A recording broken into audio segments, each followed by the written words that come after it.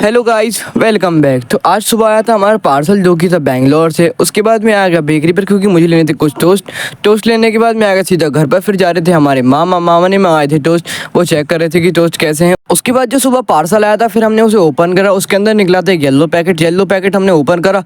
फिर उसके अंदर एक और येलो पैकेट था। फिर हमने उस येलो पैकेट को भी ओपन करा। उसे ओपन करने के बाद उसके अंदर निकला एक बॉक्स जो कि टेप से पूरा रैप हुआ था। फिर हमने उस बॉक्स को ओपन करा। बॉक्स को ओपन करने के बाद उसमें निकला एक सैंपल जो कि रैप हुआ था। फिर हमने उस रैप को हटाया, पेपर का रैप था। उसके बाद उसके ऊपर थी कुछ पैकिंग जिसको हमने हटाई तो उसके अंदर निकला एक येलो एंड रेड कॉम्बिनेशन का बाउल। उसके बाद क्या था, गुड बाय।